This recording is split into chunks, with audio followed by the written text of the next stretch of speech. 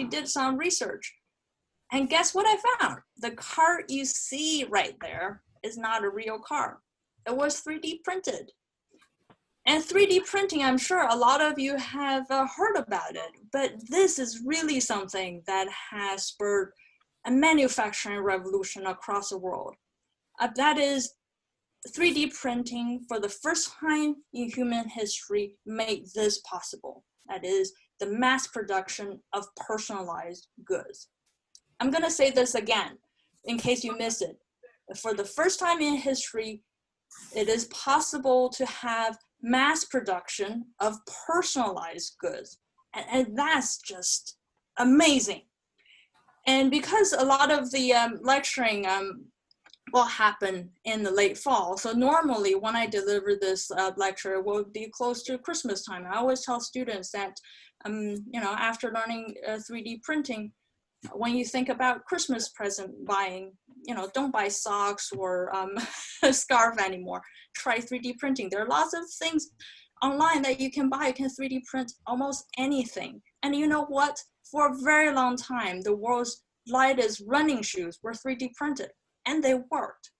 And this is just how amazing technology has been. So just bear that in mind. We'll come back to that. And the third example I want to talk about is mobile technology.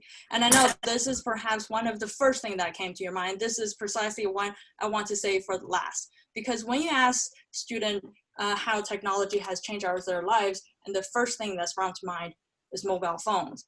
And I'm sure that all the photos you see here is kind of looks very familiar, because in the mobile age, it seems like we have developed a new table etiquette. That is, we need to let our phone eat first. And things don't really exist until we share it online, right?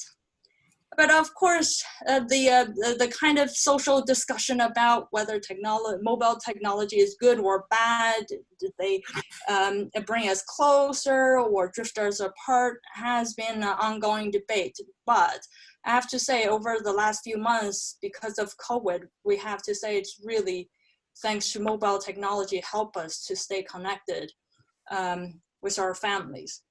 But mobile technology didn't really just change our life at the micro level, at the individual level, but it can be a very powerful tool to mobilize and change our lives at the macro level as well.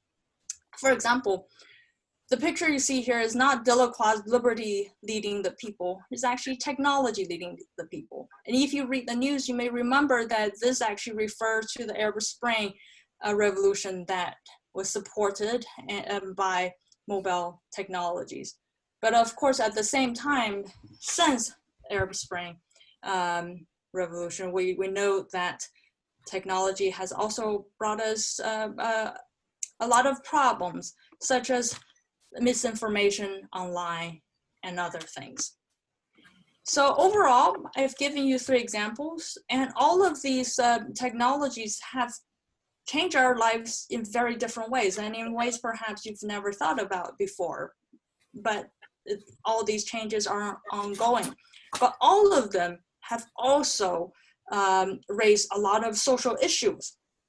For example, the prosthetic limbs and human enhancement technology is great to widen our life options, as I said.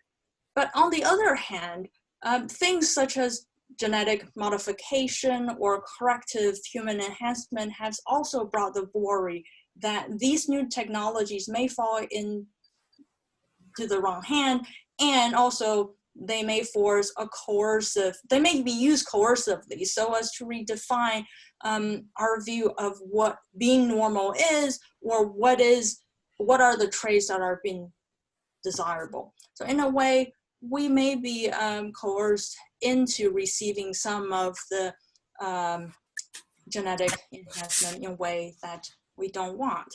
So these are the things that's been brought up by human enhancement technologies.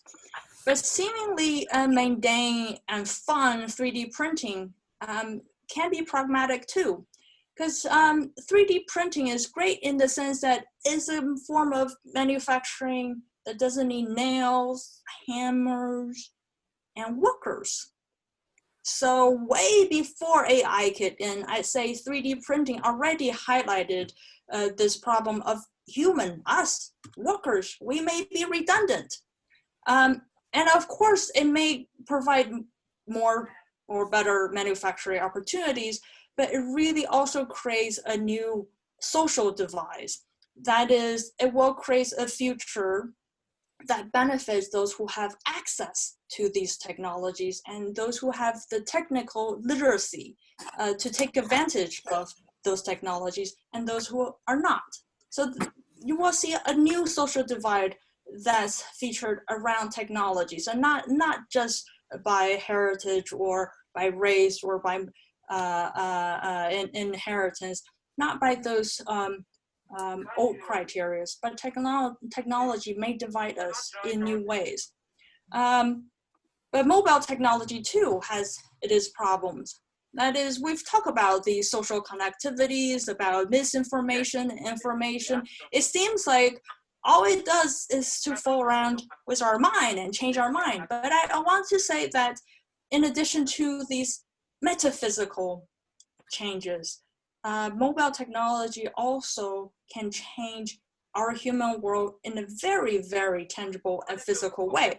For example, you may remember the last time you brought your phone and going on vacation with your family or going out with your friend, you may be really absorbed in your phone because you really have the whole world on your hand, and so much so that you may bump into someone or walk into a pool or whatever. So it really changes the way we interact with the real world. And actually, it really has become a social problem, so much so that China actually introduced the world's first mobile phone line just to facilitate those phone readers to get to one side of the pedestrian so that they don't bump into other people. So this is just another dimension that we need to look at. That is, a lot of the social issues are not just happen locally within the UK or in the Western Hemisphere, but is simultaneously happening around the world as well. And it is because of things like this. We need to re-examine a lot of the social theories that you may or may not have heard of. For example, we need to talk about Andrea Whittle's network sociology. And we need to re-examine the notion of the haves and have-nots, because the means of production are now quite different. And they may not be the physical tools, but they may, as I said, they may be your access to knowledge as well as your scientific literacy. But of course, we also need to examine things of what Donna Haraway said, the cyberfication of society. That is, the transgressive nature of technology may enable us to reconsider and re-acknowledge the real limits and boundaries our physical beings. And it also help us to understand what are socially constructed and what limits are actually real. So these are the questions that all worth to be revisited. And if we have the time, I've used the remaining 30 minutes of the lecture to talk through all these things with you. And those will also be the things that you'll be discussed in the seminars with students from criminology, cultural studies, anthropology, and all the other disciplines. And I say that because this is really one of the key strengths of Kent. That is, SSPSSR being one of the biggest schools in the UK, we do have a lot of students from different disciplines within the same school, which means that almost in every one of our class, you will be sitting next to students with from different disciplines. And a lot of the seminar discussion, by default, it will be interdisciplinary. So you're not just learning from your sociology peers or your classmates from anthropology, but you're actually interacting with everyone. So this is just a lecture. Now I'm going to move on to introducing give you a kind of a sample introduction of the module structure.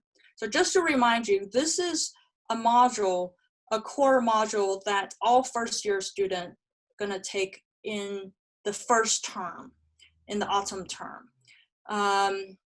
So we're going to start with the basic questions because we want to get everyone to the same page. So we're going to discuss what sociology, what society is. And as all of you know, sociology is something, is a discipline that emerged as a response to the Industrial Revolution. So we're going to start from there. But also, we're going to move on to different themes of sociology that we're going to explore in the next 2 or 3 years. And that is, medicalization of sociology and how industrialization has invented or invited new social problems such as ethnic conflicts or gender inequality. Another thing is that you may have not thought this way, that industrialization is not just something that changed our social life or social structure, but is something that also changed the social demand for labor. And that is with the industrialization of society and post-industrialization of society, our mindset have changed in the direction that we want to have labor that can work quicker and work longer, and thus staying healthy is really important. And this is why that is perhaps not coincidence that the NHS has asked you to eat 5 a day so as to stay healthy. So it's not just a naive, benign health request. There are actually a lot of social, industrial, and sociology of work reasons behind it. And there are different ways that you could explore these things. And of course, with technology, we need to explore whether it helps us to solve our problem or it becomes the cause of new social inequality or new social gaps. So these are we're gonna explore all these themes in different perspectives and in different ways. And after we map out these traditional themes, I think then we're ready to take our debate onto a new level. That is, we are living in a globalized world.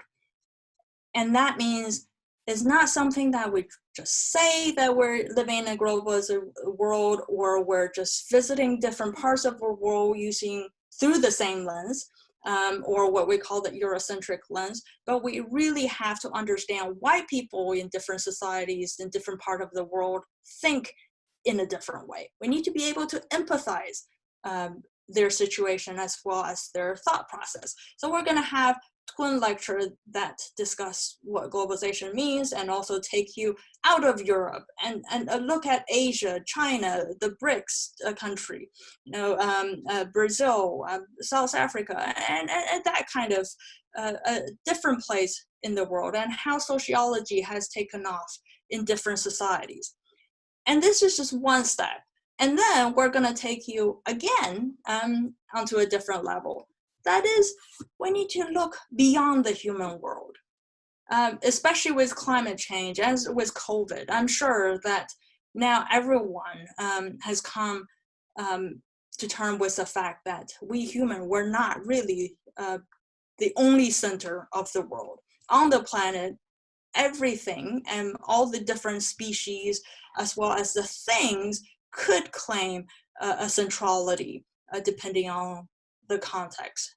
By things, I literally mean things such as tools, such as table, chairs. All of these things, they form the environment as well as a factor that shape our own different behaviors. So we're going to look at the sociology beyond the Anthropocene. And actually that connects really well with some of our optional modules that you'll be able to take in your second or third year, such as animal and society. So we want to expand your social imagination beyond the human. And finally, we're going to end the term by revisiting some of the questions we set out to answer at the beginning. That is, after all these discussions, now I'm sure then you will have a very different understanding of what sociology is, and what society is, and what it incorporates, and what it says or what it not says, and how we can expand our sociological imagination.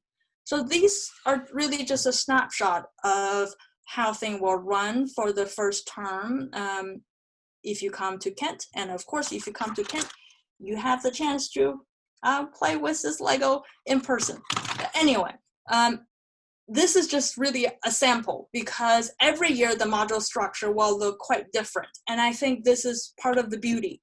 That is, every year we have, as I said, is the team taught module. So every year we'll have a slightly different combination of staff teaching different lectures, and all of them will bring in their own expertise and their talk about the topics that they're most passionate about. So you will have a research-informed teaching experience. All these titles are also, they're all just suggestive. This is actually the module structure of what it looked like when I convened the module a couple of years ago.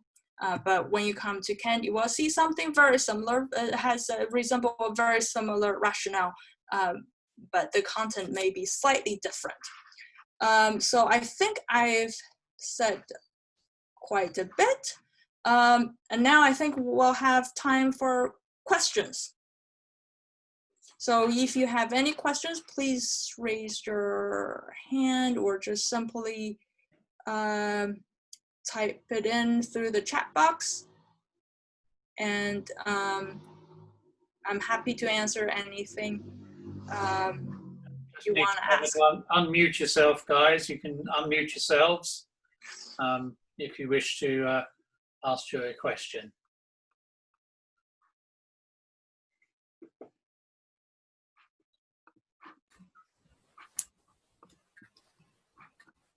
Everyone is a bit shy. A couple of guys unmuting themselves. Eliza or Marie Antoinette, do you have a question? No, I don't have a question. What is your most favorite module to teach? That's a very good one. I think I may have missed, there's another one. I've heard that everyone's favorite billionaire has been developing some kind of chip. Maybe the interconnection between technology and wealth is a very big issue. What does a module animal and society involve? Ooh, that's also a very good question. Okay, let me just answer them in turn. Animal and society is actually a very new module, and I highlight that because I think one of the strength of SSPSSR is that we're really pushing sociology in two directions. One is the beyond the Eurocentric view, and the other, as I said, is beyond anthropocentric. So animal and society is a module that's going to be convened by one of my colleagues who's also teaching environmental politics. So it will have elements of environment in it, activism, as well as veganism, as well as human-animal relations. So these are just a general aspect, and obviously because I don't teach on that module, that's all I can say. But I can give you one suggestion. That is, if you're interested, you could just simply type in Animal and Society on Kent website, and you will see the module descriptions online. My favorite module to teach. Okay. My favorite is actually Modern Chinese Society, and now we've upgraded to Sociology of the Global South. It has also always been one of the most highly rated optional module at SSPSSR, and I think part of the reason is a lot of the student, I'm really happy to see this. That is, a lot of the students come to me and they would say that they've been studying sociology. Some of you I know start studying sociology as early as the age of 14. And a lot of you are very well informed of what the Western sociology is like, and you want to explore the world, but you don't know how. And both modern Chinese society and sociology of the global South give students this opportunity to explore things that they may never thought that they could. And I say this is because a lot of people originally come to me and ask me, do I have to know Chinese, or do I have to know a foreign language? For example, sociology of the global South, you know, Spanish or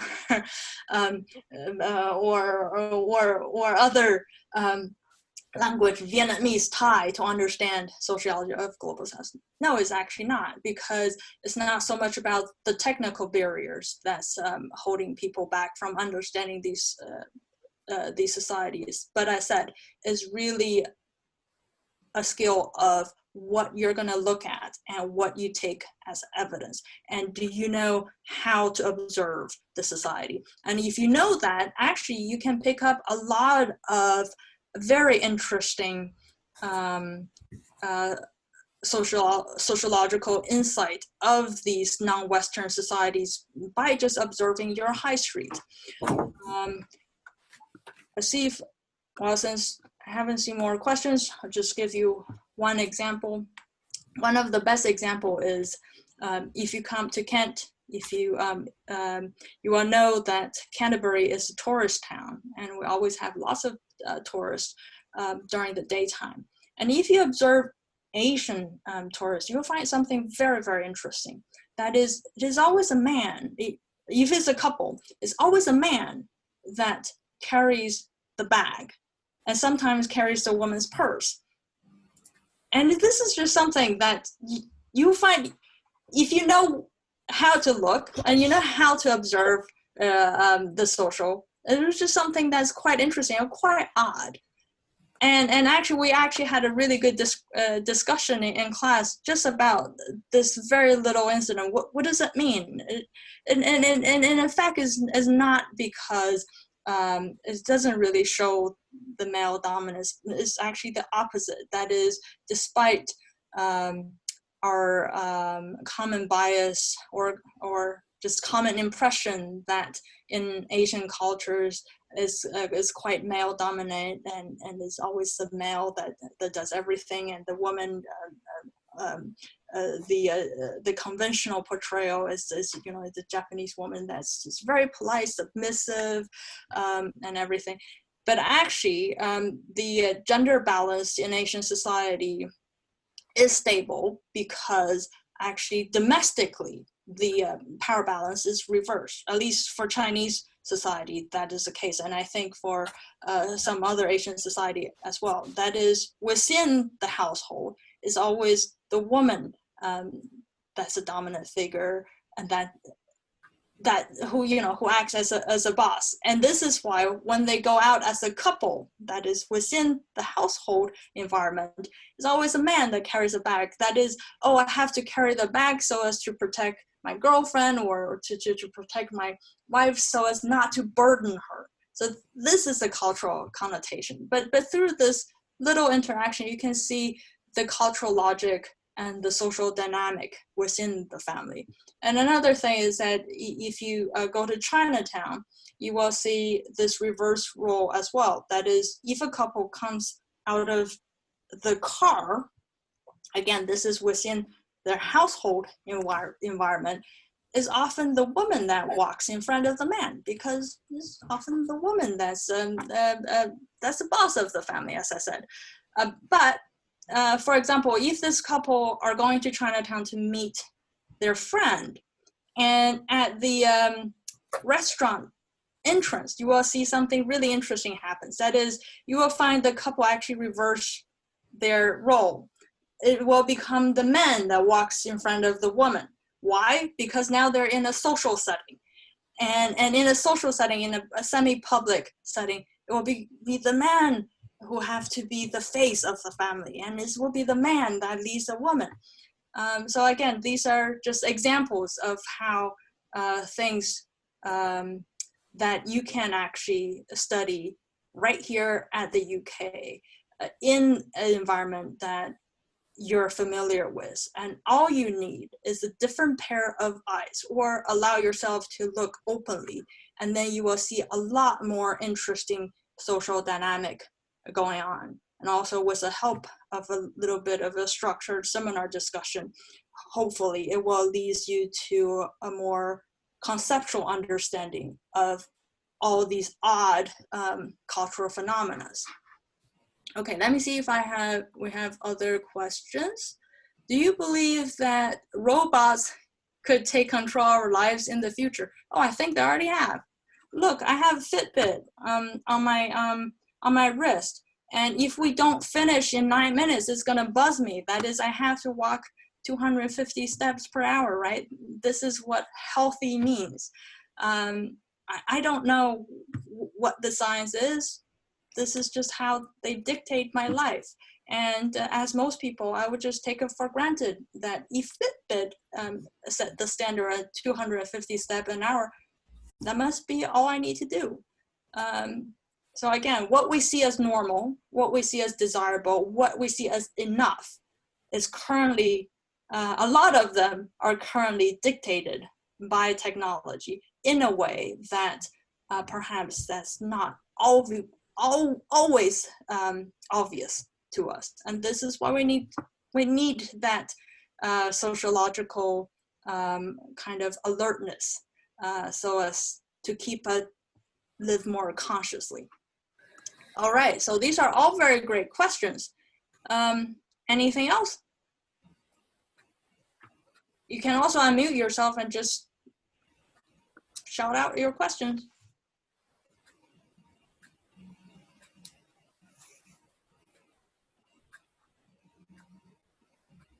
No? Okay, so if you are interested in anything else, if you want to ask anything, you can always contact us. As I'll just leave my email in the chat box, especially for sociology. If you're interested, I'm happy to answer all of your questions. And for general inquiries, you can always contact our undergrad office, and we'll get back to you as soon as we can. All right.